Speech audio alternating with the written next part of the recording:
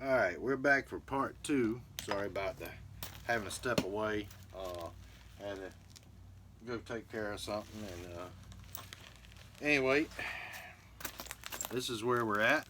We got our preform, and if you look at it on the this is from what would be the tip, you can see that convexity, and from the base you definitely can see the convexity there, and you see the convexity right across here. So anyway, that's my edge end. As you see, it's kind of already to one face. A lot of times you'll have one face that's curved more than the other. I kind of flake this one to where they're just about the same. I do have this flake here I had to take off just to edge this up some. It was a little blunted back here from that cortex earlier. So anyway, what I'll do is I'll go ahead and use that same little antler punch I was using in the first part and set up my fluting nipple, and we'll see what we can do with this. And my antler punch, and with this, let's see if I can get my leg pad here and scoot my chair a little bit closer where you can maybe get a better look at what I'm doing.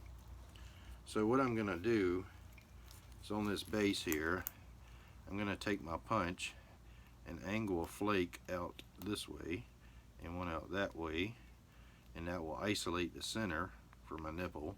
Then I'll flip it, and or excuse me, I'll take a second flake straight up to isolate it further, and then I'll come back and I'll take my antler tine flaker and angle a flake in on each side of that nipple to further isolate it, so it's will be very well isolated in the end. And so let me go ahead and take those little short flakes now, and on an angle. This one, oh, didn't go. Well, I say I'm going to take them. Okay, there's one. Get one over here. There's another one. Alright, so that's those two flakes. Let me see if I can get the camera. There you go. You got one right here, and see that isolates that middle. So if you look at it, can't really get the light to hit it just right, but anyway, it isolated that platform. You see a dip, and you got your platform in the middle, and your platform, your nipple, flute nipple, needs to be, if you're going to use the punch like I am, needs to be as wide as the tip of your punch. So anyway, now we'll take those next two that I was talking about to further isolate it. This one, and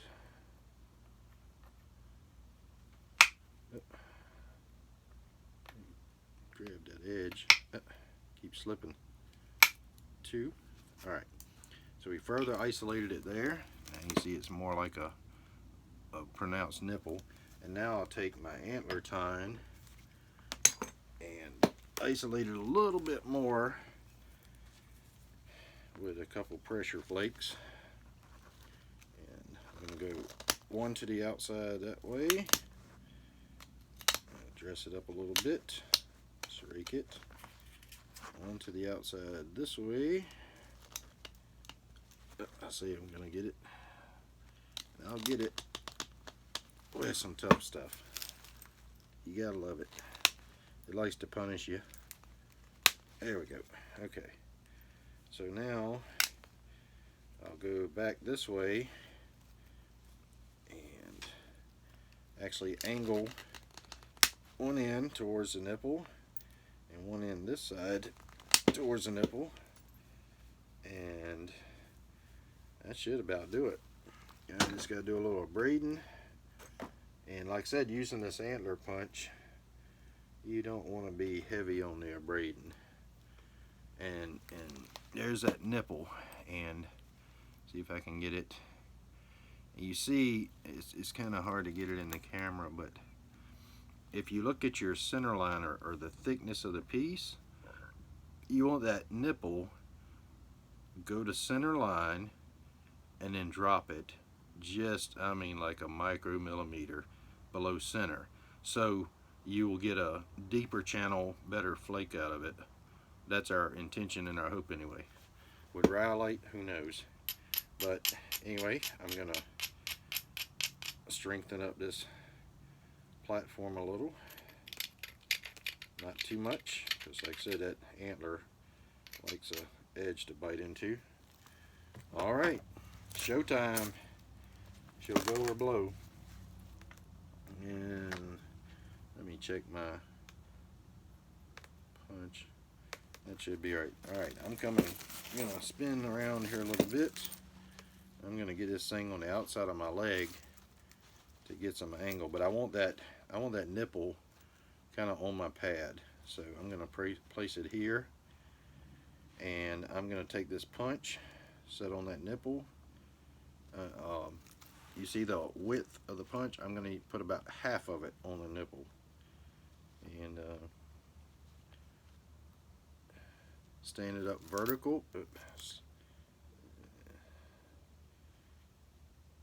I'm gonna go vertical and then rock it out about, I don't know, vertical, and then rock it about 1/4 of an inch. I'm gonna find my wood billet. Alright. She's gonna go or blow.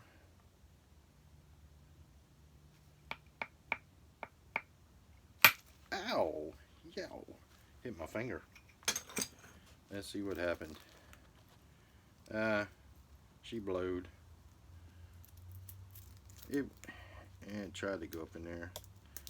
It went up that far, but that's a crappy flute, so we'll try that again. Find my antler tool here. I got a really small one somewhere. I don't know what I did with it. Oh, maybe that's it. Yeah, white tail. So let me set that up again. It was such a shallow flute, it didn't even mess with my convexity any. So I'm going to dress it up and go again.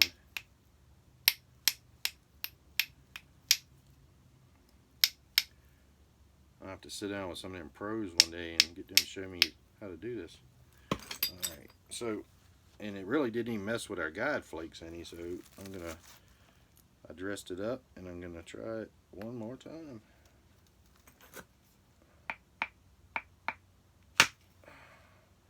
I think I know where the problem lies. Let me slow that swing down, not hit so hard, and get a little less inward push on it. There we go. That's what I'm talking about. It broke up a little bit. I'm trying to catch the pieces so I can show you. Yeah, it's still, I mean, it got a little flute, but it still didn't do all that great. I can even pick that piece off. So it went up about that high. So we'll set up and try the other side. Maybe we'll have better luck there. And get my little antler tine, dress that up.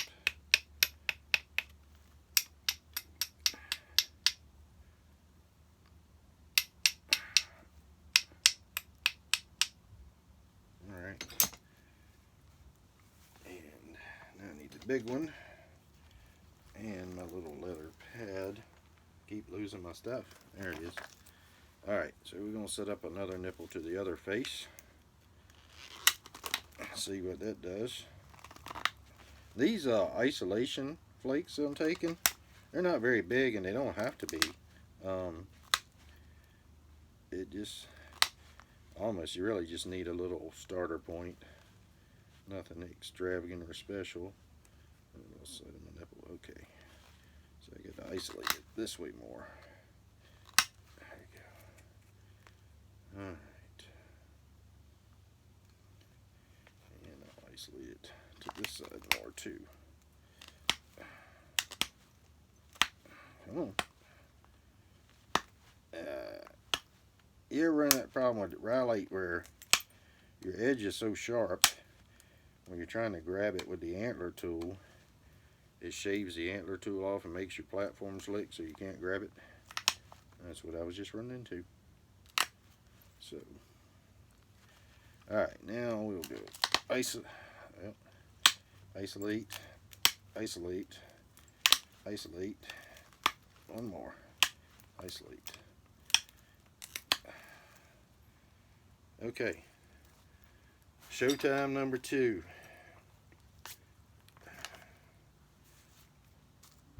I'm going to set this here. I'm going to try it different. This time, instead of putting it at such a steep angle, I'm going to lay it up here on top and angle my punch more. It'll be the same thing, it's just working on a more solid platform. Punching from straight down. And the other side of my punches that got chewed up on that last one. So we can go with this one.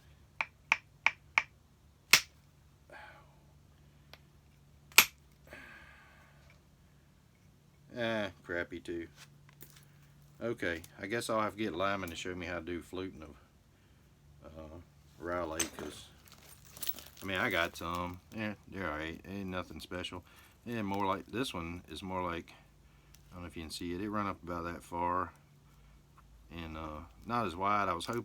I wanted it as wide as my tip or my punch, and it didn't quite get that wide, but it did go up that far. I don't know if you can see that little trough there in the camera. This side, it went just a smidgen shorter. It went up about this far, but not as deep as I think. I had too much where I had it on the outside of my leg, too much steep angle. But anyway, that's it. And if I probably didn't pay attention to angles too well. So anyway, I guess it can be fluted.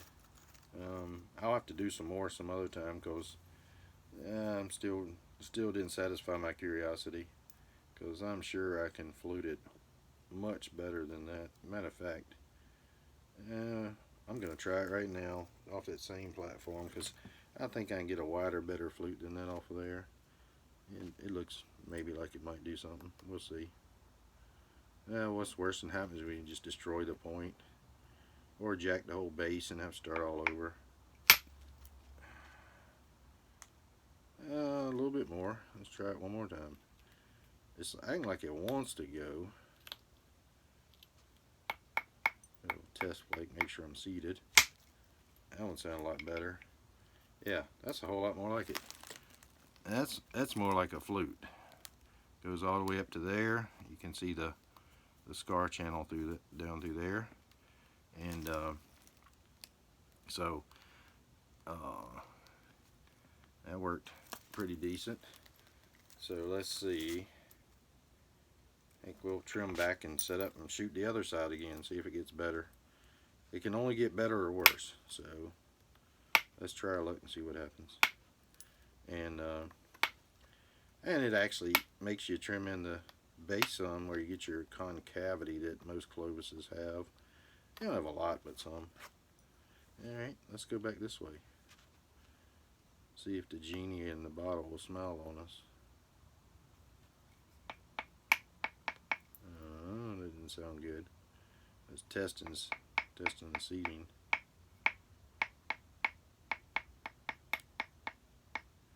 I'm looking at angle versus angle.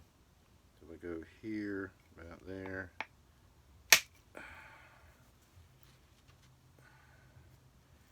I didn't improve that one much. I mean, it went up a little further, but I mean, it fluted. It's just very short there. But this side here, that second round brought it up to there. And so, anyway, you can flute Ryholite if you're insane enough to want to mess with it and do it, because if there's other materials around to work, most people would work them. And, but I do thank Lyman for piquing my interest, because I've got to a point where I don't do a lot of flint napping, because I don't know, I've been doing it so many years. I guess I kind of got in a rut where I just didn't want to do it. I've been doing it so long, and so I always need something to inspire me to pick it up and mess with it again. And his thing about fluting the Ryholite did that, so I appreciate that. I needed the motivation. And if you haven't worked with these little punches, I highly recommend you give it a try. And when the first time you try it, try it on, like, you know, some fancy heated chert or something, not Ryholite or quartzite. Try it on those fancy, easy to break, easy to work materials, and get your mind blown at how well and efficient it works. And you'll fall in love with it and probably never want to do any other kind of napping again. You know, 'cause it does do an incredible job, and it actually does better job on harder stones like the rhyolites and quartzites than it does on those heated materials. It works great on both. But you know, if you're trying to learn the technique of using these punches, you don't want to learn on a, you know, like you're trying to beat on something as hard as diamond or all that. So you want to try on an easier material, and because if you get good results, you'll stick with it until you learn it. If you try 4 or 5 times and you don't get any good results, then you'll get fed up and throw it down and give up, and you won't learn that way. You got to take the good with the bad. And so there is our little fluted or halfway fluted Clovis out of Ryholite. And I, of course, could take the antler time, pressure flake, and touch up, but like I said, I'm tired. It's been a long day, very busy day, which is unusual. We hadn't been busy in a very long time, but today was like crazy. So so anyway, I hope this helps somebody out, and like I said, it helped me out. I've made some Ryholite points, but I've never even thought about trying to do a flute on one. So it was an interesting experience for me, an experiment, and I figured I'd shoot the video of me doing it straight up, never tried it, and see how it worked, and maybe help somebody out there get the benefit of seeing what I'm doing and seeing where I did wrong or right, and learn from what I'm doing. So hope you enjoyed it, and if there's any other video or something you're interested in, something, I can always use an inspiration. So hell, man, shoot me a question or whatever, and maybe I'll do a video. I got to do one more. A fella contacted me. I forget his name. I'd have to look at my phone, but he was asking about how to do the notching on the, I think it was a hardened points.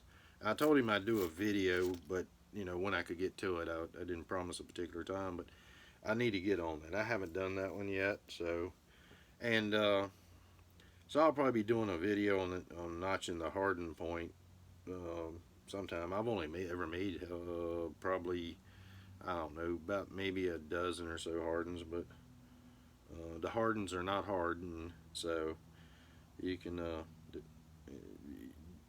lot of the things that you run into, and I know I ran into when I was learning flint napping, was you tend to make it sometimes harder than it is, or overthink it, whatever you want to call it. And just remember, it's so easy a caveman could do it, and you're smarter than a caveman, so you should be able to do it too. And I know that's corny as hell, but anyway, that's it for tonight. I gotta go get some supper. I ain't even had no supper yet. And you see this? I gotta feed this. So, peace out, folks, and hope the video helps. And if it don't, it'll put up a negative comment or something. At least that way I know somebody actually watched it. All right, have a good night.